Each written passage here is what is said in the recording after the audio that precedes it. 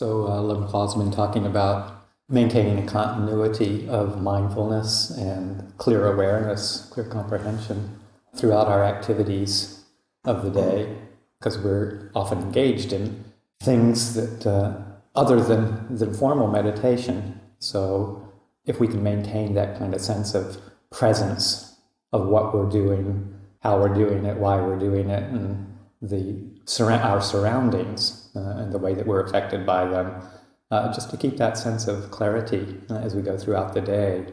Then when it comes time to the periods of time where we have the opportunity for more quote-unquote formal practice or quiet time, like the afternoons up in our kutis and the evenings, and particularly with this open schedule, there's a lot of opportunity for the afternoons and evenings to settle into more of a concerted kind of formal practice if we take that opportunity.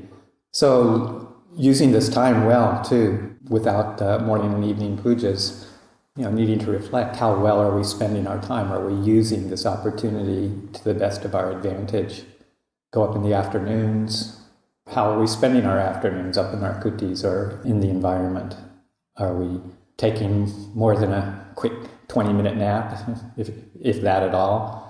Are we just kind of slumbering away the afternoon or long periods of time? Are we practicing meditation? Are we trying to use this opportunity of space?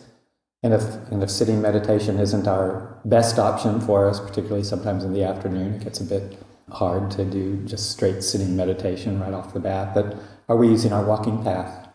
Had a long talk at tea time, I think it was yesterday, about walking paths and how to use them.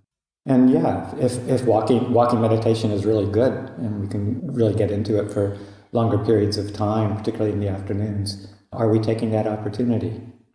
Or maybe practicing some chanting. It's a good time to get our minds around learning the chanting, because that takes a fair amount of effort over a period of time. Or doing some inspirational reading, if we do some reading in the afternoon. What's on our bookshelf? What are we putting into our hearts, into our minds when we do some reading or reflection?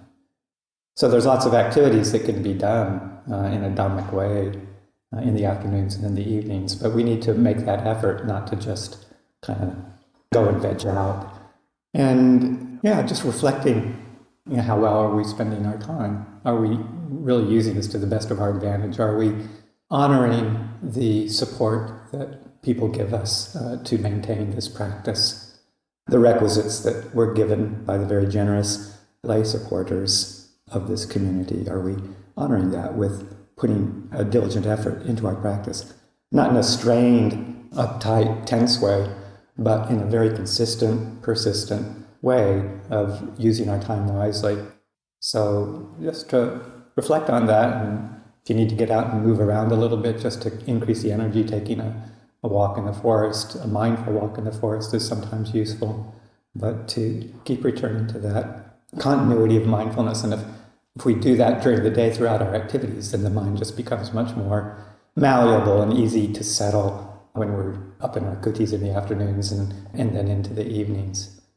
So just a plug to really use the time wisely that we have while we've got it, and to enjoy the work, enjoy the people here, enjoy the support we get, and to enjoy our times by ourselves in solitary pursuit as well.